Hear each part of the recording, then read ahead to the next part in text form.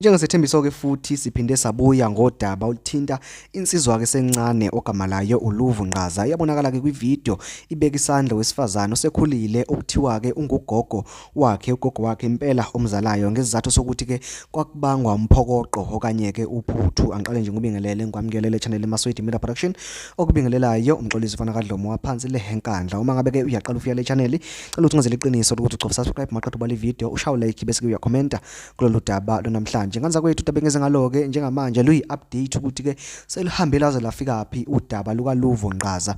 Lona-ke lokhu umbona lapho-ke esithomeni sakho kanye-ke nogogo wakhe lona-ke akayimbeka isandla ngesizathu-ke sokubangwa kokudla. Kusho ukuthi ugogo wayembuza ukuthi-ke lokudla okuqeda kangaka emabhodweni mntanami uyakwazi na ukuthi-ke kuvelaphi? Hawu, insizwa-ke iyavuka ulaka-ke yasethiwe gogo ngizokubeka isandla. Wathi ugogo, hawu mntanami ungashaya mina. Hawu, yamkhwela ngempela-ke insizwa encane kugogo ngenduku yamshaya isho-ke yomphosa le ezekela la phansi ke emabhodweni. Ihamba ke ivideo ke yafika enkuleni zokuxhumana ke lapho khona iyasabalala khona ngendlela eyisimanga. Kanti ke lesigameko sasikade ke sinamaviki angaphezulu kwamabili senzeka, kodwa ke le video yaze yafika ke emehleni abantu abafanele emva kwesikhathi esingamaviki ke amathathu.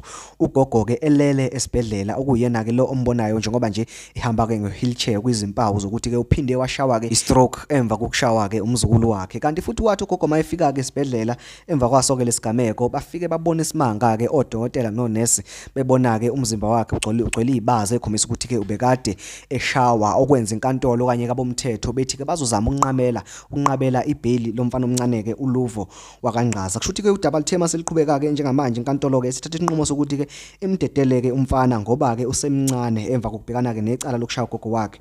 Ubeke senikezwa ke protection order yokuthi ke angalinge enze isenzo okanye ke aphinde enze into efana nale akayenza kugogo wakhe. Kuphinde kwathiwa ke futhi kuswela ngoLesihlanu okanye kuswela ngomsombuluko kuyoshawa lesihlanu kumele enze isiqiniseko sokuthi uya esikoleni akaphuthi futhi bese kuthi njalo ngama weekends ahlala endlini ekhaya kubo angaphumeli phandle. Isona sigweboka akasitholile ke leso uLuvu wakaNqaza. Kanti ke ngani zakwethu izolo nje besikade ke sisababaza udaba lensizwa yasemNambithi ebonakala ke nayo egaqaza umama ke oyizalayo, emganqaza ngenduku ngendlela eyisimanga. Umndeni ke ukhala ke uthi ke ufuna usizo ngoba wona awusazi ukuthi wenze njani ngoba lesimo kudala kwasesenzeka ke emndenini. Bayaye beqale kancane, beqale ngokuhilizisana ngamagama, kugcina lapho khona sekufika khona insizwa iseshaya khona ke unina oyizalayo. Okusho ukuthi nje ngani zakwethu izimo ezifana nalezi zigcwele kuyo yonke lemizi.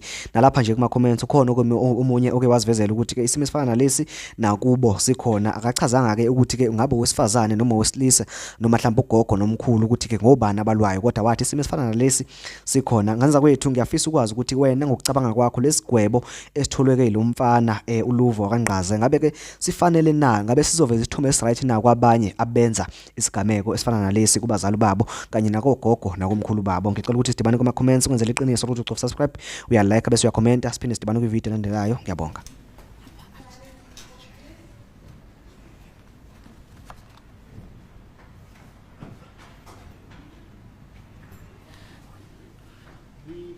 The ruling of the court is that the application of Newsroom Africa to broadcast, there has been an application by Newsroom Africa to